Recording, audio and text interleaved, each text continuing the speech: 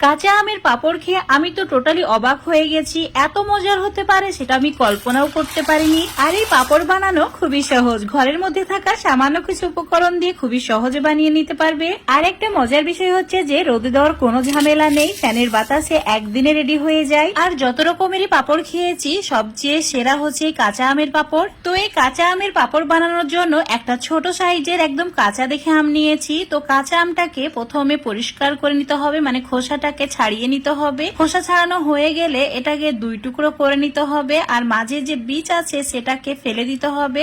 আর এরই সঙ্গে আমের যে শক্ত অংশ আছে সেটাও কেটে বাদ দিতে হবে। তারপর ছোট ছোট টুকরো করে নিতে হবে। এবার একটা কাপের মাপ করে 1 কাপ সাবুদানা নিতে হবে, আর এই সাবুদানা জলের মধ্যে দিয়ে ভিজিয়ে রেখে দিতে হবে 10 মিনিটের জন্য। ততক্ষণে যে আমের টুকরোগুলো করে রেখেছি সেগুলোকে সেদ্ধ করে নিতে হবে। চুলোর উপর একটা ফ্রাই প্যান নিয়েছি, 1 কাপ জল অ্যাড করে দিলাম, আর চুলোর ফ্লেমটা মিডিয়াম করে রেখেছি। জল ফুটতে শুরু করলে অ্যাড করে দিতে হবে কেটে রাখা আম। তারপর 5 মিনিট অনবরত নাড়াচাড়া করে রান্না করে নিতে হবে। 5 মিনিটের মধ্যে আমের টুকরোগুলো সেদ্ধ হয়ে যাবে, আর এইভাবে হাতা বা খুন্তি দিয়ে ম্যাশ করে নিতে হবে। এবার চুলোটাকে অফ করে ঠান্ডা হওয়ার জন্য রেখে দিতে হবে। এবার 10 মিনিট পর সাবুদানা চেক করে দেখে নিচ্ছি ভিজেছে কিনা। একদম পারফেক্ট ভাবে ভিজেছে। 2-3 বার জল পাল্টে ধুয়ে নিয়েছি, তারপর একটা ছাকনা দিয়ে ছেঁকে নিয়েছি। এখন মিক্সচার জারে সাবুদানাটা নিয়ে নিতে হবে, তার সঙ্গে অ্যাড করে দিতে হবে 1 কাপ, মানে সেই কাপের মাপ করে 1 কাপ জল। একদম মসৃণ করে একটা পেস্ট বানিয়ে নিতে হবে। আর এই পেস্টটা এখন যে আমের মিশ্রণ রেডি করে রেখেছিলাম সেটাও খুব ভালোভাবে ঠান্ডা হয়ে গেছে, তার মধ্যে অ্যাড করে দিতে হবে। মানে সাবুদানার পেস্টটাই আমের মিশ্রণের মধ্যে অ্যাড করে দিয়ে ভালো করে মিশিয়ে নিতে হবে। এবার এর মধ্যে জল অ্যাড করতে হবে। তো যে কাপের মাপ করে সাবুদানা নিয়েছি ঠিক সেই কাপের মাপ করে 8 কাপ জল অ্যাড করতে হবে। এখানে 7 কাপ জল অ্যাড করেছি, আর আগে সাবুদানা পেস্ট করার সময় 1 কাপ জল অ্যাড করেছি। মানে এখানে টোটালে 8 কাপ জল অ্যাড করা হয়েছে। 1 চিমটি নুন দিয়ে দিতে হবে, তারপর ভালো করে সমস্ত কিছু মিশিয়ে নিতে হবে। মেশানো হয়ে গেলে মিশ্রণটা চুলোর উপর রেখে দিতে হবে মিডিয়াম ফ্লেমে। আর মিডিয়াম ফ্লেমে রেখে দিয়ে অনবরত নাড়াচাড়া করতে হবে, তা না হলে কড়াইয়ের নিচে লেগে যাবে আর মিশ্রণটা একদমই পারফেক্ট হবে না। তো অনবরত নাড়াচাড়া করে এখন তোমাদের আমি 10 মিনিট পর দেখাচ্ছি। দেখতেই পাচ্ছ এটা অনেক বেশি ঘন হয়ে গেছে।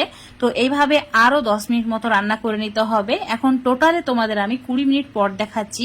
আর চুলোর ফ্লেমটা কিন্তু মিডিয়ামে রাখা আছে। এইভাবে যখন বুদবুদ শুরু হবে, মানে ফুটতে শুরু করবে, চুলোটাকে অফ করে দিয়ে এই মিশ্রণটা এবার ঠান্ডা করে নিতে হবে।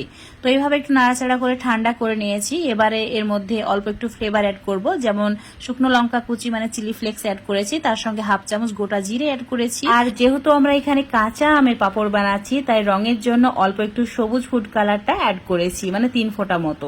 ভালো করে এবার মিশিয়ে নিতে হবে। মেশানো হয়ে গেলে একটা মোটা পলিথিন নিতে হবে, আর পলিথিনের মধ্যে এই মিশ্রণটা অল্প অল্প করে অ্যাড করতে হবে।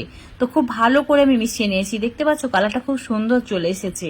ঠিক এইরকম কালার নিয়ে আসতে হবে। যদি তোমরা ফুড কালার না দিতে চাও না দিলেও হবে, কোনো প্রবলেম নেই, এতে স্বাদের কোনো পরিবর্তন হয় না। আর তোমরা যদি কোনো পাতলা পলিথিনের ওপরে পাঁপড়গুলো দাও তাহলে অবশ্যই পলিথিনের ওপরে অল্প একটু তেল ব্রাশ করে নেবে, তাহলে খুব সহজে পাঁপড়গুলো উঠে আসবে। তো এইভাবে পাঁপড়গুলোকে রেডি করে নিতে হবে। অল্প অল্প মিশ্রণ দিয়ে পাঁপড়গুলো রেডি করে নেবে, তারপর ফ্যানের বাতাসে রেখে দেবে। পাঁপড়গুলো দেওয়ার পর সারা রাত্রি ফ্যানের বাতাসে রেখে দিয়েছিলাম। এখন তোমাদের সকালবেলায় দেখাচ্ছি। দেখতেই পাচ্ছ কত সুন্দরভাবে পাঁপড়গুলো একদম শুকিয়ে গেছে।